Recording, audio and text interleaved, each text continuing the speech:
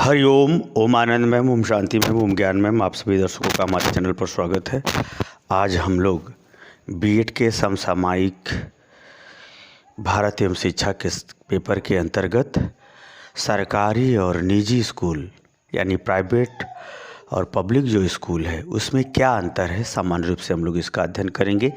जैसा आप लोग जानते हैं कि सरकारी स्कूल का तात्पर्य होता है कि जिसमें सरकार समस्त गतिविधियों पर अपना नियंत्रण निर्देशन रखती है या अपने निर्देशन नियंत्रण के अंतर्गत समस्त शैक्षणिक गतिविधियों का संचालन करती है, जिसके अंतर्गत शिक्षक की नियुक्ति, कर्मचारियों की नियुक्ति, परीक्षा इत्यादि समस्त गतिविधियाँ कराती रहती है, तो उसको बोलते हैं सरकारी स्कूल। और निजी स्कूल के अंतर्गत जो आप लोग जानते हैं कि जिसका संचालन नियंत्रण किसी निजी व्यक्ति के हाथ में होता है, वह सामान्यतः अल्पसंख्यक या पिछड़े वर्ग से संबंधित हो, अलग बात है।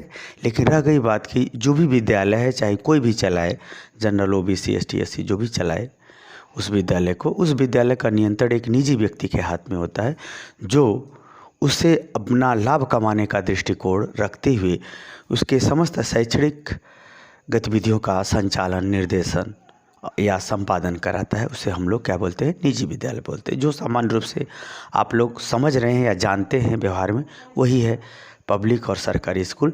तो इन दोनों में अंतर क्या है? यदि सरकार कंपटीशन के माध्यम से योग्य लोगों को नियुक्त करती है सरकारी स्कूलों में पढ़ाने के लिए, तो फिर सरकारी स्कूलों में बच्चों की संख्या क्यों घट रही है, क्या कारण है, क्या समस्या है, ये सब तमाम प्रकार के बातों को विशेष रूप से अंतर के रूप में समझने के लिए यह आवश्यक है कि आप यह पूरा वीडियो विशेष रूप से पूरा देखें तो ज़्यादा समझ में आएगा। आइए इसी सब चीज़ों को हम लोग देखते हैं विस्तृत रूप में। अगर हम बात करें नियुक्ति की बात करें तो सरकारी स्कूल जो होते हैं उसमें नियुक्तियां सरकार करती है, चाहे वो शिक्षक की हो, चाहे प्रिंसिपल की हो, चाहे 4th लेवल की यानी चपरासी या अन्य कर्मचारियों की नियुक्ति हो, उसमें किसकी नियुक्ति, कौन नियुक्ति करता है? सरकार। या फिर सरकार के निर्देशन के अंतर्गत जो प्रबंध समिति है वो करती है। कुल मिला के अगर देखा जाए मोटा तौर पे तो सरकार जो है अपने सरकारी विद्यालयों में सभी प्रकार के कर्मचारियों की नियुक्ति करती है। दूसरा अगर देखा जाए निजी विद्यालयों में, निजी विद्यालयों के अंतर्गत सरकार मापदंड जरूर बनाई है कि ऐसे ऐसे योग्य टीचर आपको रखना होगा, वो कागजी है, लेकिन हकीकत में ये है कि जो प्रबंधक है, विद्यालय का जो प्रबंधक है या फिर प्रधानाचार्य है, जो उस विद्यालय का सर्वे सर्वा होगा, वह जो है अपने यहाँ शिक्षकों को रखेगा। खास तौर से वो लोग ऐसे योग्यता वाले व्यक्ति खोजते हैं जो पाठ्यक्रम पढ़ा ले और उनको पैसा खूब बच जाए। तो इस सबको ध्यान में रख करके ये लोग क्या करते हैं? ऐसे लोगों की नियुक्ति करते हैं शिक्षक के रूप में, कर्मचारी या अन्य लोगों की जो ज़रूरत है उस उनके। एक प्रकार से हम बात करें कि ये जो लोग नियुक्ति करते हैं आर्थिक बचत के साथ अपने उद्देश्य की पूर्ति संबंधी जो लोग मिलते हैं शिक्षक के रूप में, उनकी नियुक्ति करते हैं। उसी तरह से अन्य कर्मचारियों की भी नियुक्ति निजी व्यक्ति या खासतौर से प्रबंधक या फिर अगर प्रधानाचार्य सर्वे सर्वा है तो वह नियुक्ति करता है निजी विद्यालय में। दूसरा अगर देखें संख्या, अगर सरकारी स्कूलों की बात करें तो इनकी संख्या कम है। भारत में सरकारी स्कूलों की संख्या कम है। लगभग सरकारी स्कूलों से दुगने से भी अधिक कौन है? निजी विद्यालय है, प्राइवेट विद्यालय है। सरकार सर्व शिक्षा अभियान जरूर लेके आई। सरकार सबको शिक्षित करने के लिए, सबको आगे बढ़ने के लिए बात जरूर कही, लेकिन जिस मात्रा में विद्यालय खुलने चाहिए उस मात्रा में विद्यालय नहीं खुले, जिसके कारण से निजी क्षेत्र यानी निजी विद्यालय अपनी समय की आवश्यकता, परिस्थिति की आवश्यकता, अपने लाभ के दृष्टिकोण को सफल होता देख करके उन्होंने निजी विद्यालयों को खोला और धीरे धीरे एक उनकी संख्या बढ़ती गई और काफ़ी वो सफल भी हैं। काफ़ी क्या है? सफल है। उसके पीछे क्या कारण है ये अलग बात है कि प्रबंधक या प्रबंधन समिति निजी विद्यालयों में सभी कार्यों को सुचारू रूप से समय से संपादित कराने में सफल है, जबकि सरकारी विद्यालय इस कार्य को करने में असफल है, जिसके कारण से बहुत सारी कमियां आ गई, जिसके कारण से समाज निजी स्कूलों में पढ़ाना अच्छा समझा, सरकारी स्कूलों में नहीं। वैसे भी सरकारी स्कूलों की संख्या जितनी होनी चाहिए उतनी नहीं। अगला देखते योग्यता। योग्यता की अगर हम बात करें तो सार्वजनिक स्कूल में यानी सरकारी स्कूल में अच्छे अच्छे योग्य लोगों को सिलेक्शन किया गया है। अच्छे अच्छे योग्यता वाले यानी कंपटीशन के थ्रू काफ़ी चुन करके योग्यता वाले लोगों को सेलेक्ट किया गया है, वो ऐसे योग्यता वाले लोग पढ़ाते हैं। लेकिन अगर निजी विद्यालयों में देखें तो निजी विद्यालयों में जो है जो उनकी आवश्यकता को पूरा कर दे वो योग्यता नहीं देखते हैं, बल्कि अपनी कार्य की आवश्यकता को देखते हैं कि कौन व्यक्ति किस स्तर पर कौन सा विषय पढ़ा सकता है, बस उसको लगा देते हैं। यानी अपनी आवश्यकता को पूर्ति को ध्यान में रख करके शिक्षकों की नियुक्ति करते हैं, जिससे उनको पैसा कम से कम देना पड़े और अधिक से अधिक वो लाभ कमा सके। तो यानी अपनी आवश्यकता की पूर्ति को ध्यान में रख करके वो जो है अपना शैक्षणिक गतिविधियाँ कराते हैं। ये अंतर रहा तीसरा। अगर चौथा अंतर देखिए उद्देश्य का, सार्वजनिक विद्यालय सबके कल्याण के लिए, सामान्य शिक्षा या साक्षरता इत्यादि को बढ़ावा देने के लिए ज़्यादा स्थापित किए गए हैं, जिससे इसका उद्देश्य है जन कल्याण करना। जबकि निजी विद्यालय का उद्देश्य है लाभ कमाना। मैनेजर या प्रबंधक अधिक से अधिक लाभ कमाने की बात सोचता है, चाहे वह शिक्षक का शोषण करना पड़े, चाहे वह अन्य कर्मचारी का शोषण करना पड़े, और चाहे वह फीस बढ़ा करके वह ज़्यादा से ज़्यादा कमाए। इनका कुल मिलाकर के लाभ कमाने का उद्देश्य होता है, लाभ कमाने का उद्देश्य होता है। ये जो है जन कल्याण को बढ़ावा नहीं देते, बल्कि क्या होता है अपने लाभ को अधिक करना चाहते हैं। आगे चलते, पर्याप्तता। सरकारी स्कूलों में शिक्षकों की संख्या कम है, पर्याप्त नहीं है। अब तो सब बताते हैं अनुपात के रूप में शिक्षकों की नियुक्ति हुई, जबकि अब ये बताइए जो कोई एक विषय दूसरा विषय लिया है तो विषय के हिसाब से शिक्षक लगाना चाहिए कि जैसे विषय है उस हिसाब से शिक्षक लगाना चाहिए। लेकिन अब सरकारी विद्यालयों का हालत, जब नेता स्वयं अपनी नैतिकता खो चुके हैं तो सरकारी विद्यालयों की नैतिकता क्या रखेंगे। सरकारी विद्यालयों में शिक्षकों की जो संख्या है वो कम है, या सब्जेक्ट के अनुसार पर्याप्त नहीं है, या विद्यार्थियों के एक संबंधित 40 यानी 40 विद्यार्थियों पर एक शिक्षक होना चाहिए, इस अनुपात में शिक्षकों की संख्या नहीं है। यानी गाड़ी चलनी चाहिए पहिया न हो, ऐसे ढंग से सरकारी विद्यालय चल रहे हैं। शिक्षक के अभाव में सरकारी विद्यालय चल रहे हैं, वही नेताओं के अभाव में कोई काम नहीं। नेताओं का कभी अभाव ही नहीं होता है, इलेक्शन के कार्यकाल समाप्त होने से पहले ही इलेक्शन हो जाते हैं, लेकिन ये काम विद्यालय में होना चाहिए। लेकिन सरकारी विद्यालयों में ऐसा नहीं है। जितना शिक्षक होना चाहिए, लड़के और शिक्षक का अनुपात जो होना चाहिए, विषय और शिक्षक का जो अनुपात होना चाहिए या व्यवस्था होनी चाहिए, वह सरकारी विद्यालयों में नहीं है। जबकि ये वाला काम प्राइवेट स्कूलों में पर्याप्त है। क्या है? पर्याप्त है। ये सब क्या करते हैं कि बस उसी शिक्षक को लगाते हैं जो उस क्लास तक पढ़ा सके, उससे अधिक योग्यता वाला लगाएंगे छोटे क्लास में तो ज़्यादा पैसा मांगेगा। इसीलिए ये सब करते क्या है कि जिस स्तर का कक्षा उसी स्तर के हिसाब से शिक्षक कोई न कोई खोज खाज के फिट करके वहाँ सेलेक्ट करके, कागज़ पे किसका नाम चलता है सरकार भी चेक करने नहीं जाती।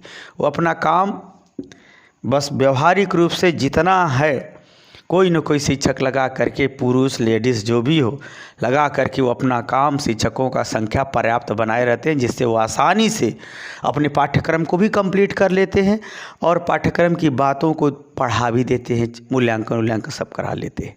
ये बात है। आगे चलते हैं, ये वाला बड़ा महत्वपूर्ण है। पर्याप्त शिक्षकों वाला देख लिया। बाजारवाद। बाजारवाद क्या होता है ये जानना जरूरी है। एक होता है बाजार। बाजार का मतलब ये होता है जनता के मांग के हिसाब से वस्तु बनाना, जैसी पब्लिक की ज़रूरत है वैसा वस्तु बनाना, मांग और पूर्ति के आधार पर वो काम करती है, उसे कहते हैं बाजार। अब बाजारवाद क्या होता है? बाजारवाद में क्या होता है, ऐसी वस्तु बनाओ जो सुविधा में हो, लोगों को अच्छा लगे, जिससे लोग उसकी मांग उत्पन्न करें, जिससे लोग क्या करें, उस वस्तु को मांगना शुरू कर दे, उसे क्या कहते हैं बाजारवाद। यानी ऐसी वस्तु बनाओ और लोगों के अंदर उसकी आवश्यकता उत्पन्न कर दो, उसके क्या कहते हैं बाजारवाद। उसको क्या, जैसे फैशन क्या है, बाजारवाद है। क्योंकि अभिनेत्रियां नाचती हैं, दिखाती हैं अपना अंग प्रदर्शन, कला कौशल प्रदर्शन, और उस कपड़े का जब प्रदर्शन कर देती हैं तो उसको देख करके अन्य महिलाएं या अन्य समाज के लोग वैसी बाजार में कपड़े की मांग या वैसे कला कौशल की मांग उत्पन्न कर देते हैं, तो उसको क्या कहते हैं? बाजारवाद। बाजारवाद बहुत खतरनाक है। ये आपको बहुत कुछ गलत दे के ही जाता है, क्योंकि जो वस्तु अपने आप से कहती हो कि हम बहुत अच्छे हैं, वास्तव में वो अच्छी नहीं होती। तो ये बाजारवाद होता क्या है कि सार्वजनिक विद्यालय में बाजारवाद नहीं है, बल्कि क्या है, सार्वजनिक विद्यालय में सबको पढ़ाने, सबको कल्याण संबंधी बातें हैं। जबकि प्राइवेट विद्यालयों में बाजारवाद को बढ़ावा दिया जाता है। उसमें नया नया कला कौशल पाठ्य सहगामी क्रिया सब लेके आते हैं, कुछ नया कोर्स, कुछ नई संस्कार की बातें, कुछ उसमें ऐसे जोड़ देते हैं कि उसके विद्यालय में लोग दाखिला कराना पसंद करते हैं। संगीत सिखाना, कला कौशल सिखाना, खेल सिखाना, खेल में अनेक प्रकार का खेल वो सब अभ्यास कराते हैं, सिखाते बताते, जिसके वजह से क्या होता है, लोग जो है अपने बालक की योग्यता, क्षमता या भविष्य को ध्यान में रखते हुए कोई विशेष क्षेत्र में उपयोगिता या विशेष क्षेत्र में उसकी सफलता को ढूंढने लगते हैं, जिसके कारण से क्या होता है कि लोग सरकारी स्कूलों को छोड़ करके प्राइवेट स्कूलों में दाखिला करा लेते हैं। तो एक प्रकार से जो है बाजारवाद के सिद्धांत पर निजी विद्यालय काम करता है। अपनी एक अलग पहचान बनाना, एक अलग ड्रेस, एक अलग स्टाइल, एक अलग ढंग का कुल व्यवस्था करने पर वो सब बल देते हैं। एक प्रकार से बाजारवाद वाली प्रवृत्ति को बढ़ावा देते हुए अपने विद्यालय को संचालित करते हैं। अगला है प्रभावी नियंत्रण। सरकार का सार्वजनिक स्कूलों पर कोई प्रभावी नियंत्रण नहीं होता या बहुत कम है। पहले तो अधिकारी आके चेक भी करते थे कि कौन कितना पढ़ाया है, कोर्स कितना कंप्लीट हुआ है, नहीं पढ़ाया, क्यों नहीं पढ़ाया, क्या बात है क्या नहीं, सब चेक करते थे। जिसमें हम लोग बोला करते थे कि नहीं डिप्टी साहब आए हैं, अपना चेक करके गए हैं। अब तो ऐसा कुछ है ही नहीं। अगर कोई चेक भी करने जाए तो राजनीति करने वाले जो नालायक हैं वे ऐसे अधिकारियों के ही उल्टा फंसाना शुरू कर देते हैं। क्यों गए थे, तुम कौन ईमानदार हो, ये सब अनाप शनाप बहुत सारी बातें हैं। कुल मिला के अगर हम बात करें तो प्रभावी नियंत्रण सरकार का शिक्षा पर अधिकारियों के माध्यम से बहुत कम हो गया है। जबकि इस पर देखो, प्राइवेट विद्यालयों में प्रबंधक का या जो सर्वा मालिक है उस विद्यालय का, उसका बहुत ज़्यादा नियंत्रण, क्यों कोर्स कितना कंप्लीट हुआ, टेस्ट हुआ कि नहीं, कॉपी चेक हुई कि नहीं, नंबर बताया गया कि नहीं, गार्जियन की मीटिंग हुई या नहीं, ये सब सारी गतिविधियां इसमें अपनाई जाती है। उस पर पूर्ण नियंत्रण रखता है। एक प्रकार से पूर्ण नियंत्रण, पूर्ण निर्देशन में शैक्षणिक गतिविधि और मूल्यांकन वाली गतिविधि और समय से पाठ्यक्रम को समाप्त करने वाली गतिविधि और पाठ्य सहगामी क्रिया संबंधी गतिविधि का संचालन संपादन करा दिया जाता है। तो ये बहुत इसका पॉजिटिव पहलू है। अगला चलते हैं। पाठ्यक्रम में योगदान की अगर हम बात करें, जो सरकार पाठ्यक्रम तैयार करती है उसमें सरकारी संस्थाओं का बहुत ज़्यादा योगदान होता है। सरकारी संस्थाओं में काफ़ी विद्वान सेलेक्ट करके अधिकारी के पद पर या शिक्षा के विभिन्न पदों पर हैं, जो विशेष ढंग से विशेष विषय के जानकार हैं, उनके माध्यम से सरकार जो है पाठ्यक्रम तैयार कराती है। और इस पाठ्यक्रम तैयार करने में निजी विद्यालयों का कोई विशेष योगदान नहीं होता है।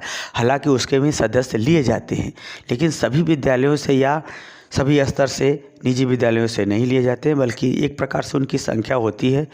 एक गैर जिम्मेदारी वाले भूमिका के अंतर्गत उनकी भी संख्या होती है, अर्थात पाठ्यक्रम निर्माण करने में निजी विद्यालयों का कोई विशेष भूमिका नहीं होता है, जबकि पाठ्यक्रम तैयार करने में सरकारी विद्यालयों का अधिक भूमिका होता है।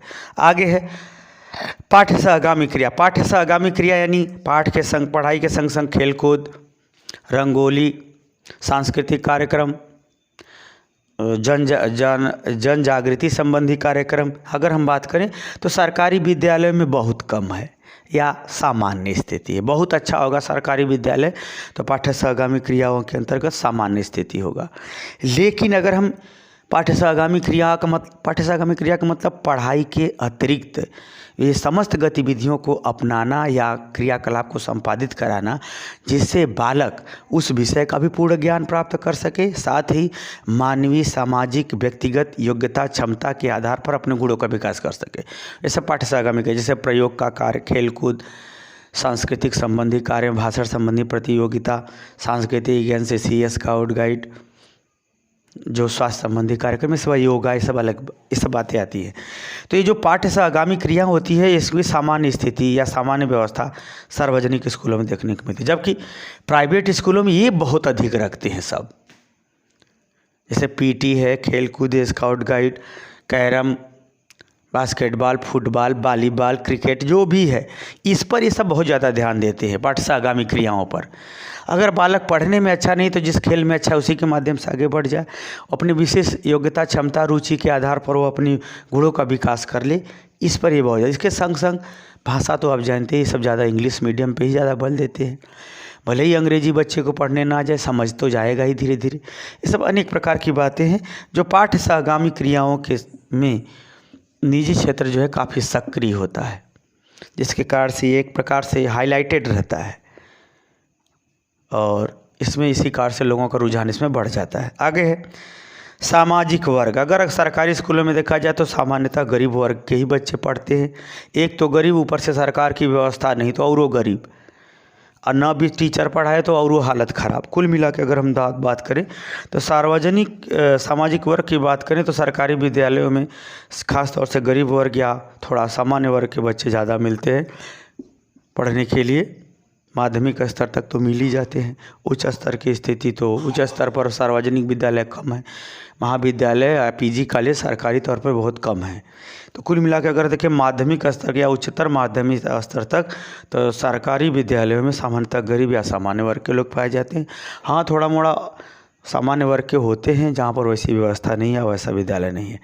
आगे चले अगर इसमें हम देखें निजी विद्यालयों में तो माध्यमिक स्तर या उच्चतर माध्यमिक स्तर तक उच्च वर्ग के बच्चे ज़्यादा मिलते हैं, उसमें ज़्यादा इनकी संख्या होती है, पढ़ते भी हैं। अब रह गई बात की सबसे बड़ी बात यह है कि सरकार सार्वजनिक विद्यालय को वर्तमान आवश्यकता परिस्थितियों के अनुसार जो परिवर्तन करना चाहिए, जो व्यवस्था देना चाहिए, जो कंपटीशन और आवश्यकता के दृष्टिकोण से जो व्यवस्था, जो स्वरूप या पाठ्यसागामी क्रियाओं को बढ़ावा देना चाहिए था वो नहीं दिया। और लोकतंत्र में होता क्या है कि जब अगर सरकार शिक्षा नहीं दे रही है तो मूर्ख बना के नेता लूट लेंगे, ये सत्य है। तो लोकतंत्र में अगर आप सफल होना चाहते हैं या सफलता देना चाहते हैं, समाज को आगे बढ़ाना चाहते हैं तो सार्वजनिक विद्यालयों को ज़रूर बढ़ावा देना होगा कंपटीशन के दृष्टिकोण से ध्यान में रखते हुए। क्योंकि जब तक गरीब वर्ग की संख्या नहीं घटेगी तब तक राजनीतिक जागरूकता, राजनीतिक चेतना नहीं बढ़ेगी, तब तक समाज में समभाव, समादर और समानता और पुरुषार्थ योग्यता के आधार पर अधिकार की मांग और अपनी आजीविका हेतु सरकार से व्यवस्थित संघर्ष जब तक नहीं होगा तब तक हमारा समाज आगे नहीं बढ़ सकता है। तो सब पढ़ो सब बढ़ो तब सही होगा जब सार्वजनिक विद्यालयों की स्थिति विभिन्न निजी विद्यालयों के दृष्टिकोण से ध्यान में रखते हुए इसमें परिवर्तन किया जाए। यदि ऐसे इसमें परिवर्तन नहीं होता है तो निश्चित रूप से शिक्षक, राजनीति और इससे संबंधित शिक्षा से संबंधित अधिकारी, कर्मचारी, मंत्री जिम्मेदार होंगे। तो हमको उम्मीद है कि आप समझ गए होंगे कि पब्लिक और प्राइवेट जो स्कूल हैं उनमें किस प्रकार से असमानता पाई जाती है। इस बात को आप समझ गए होंगे।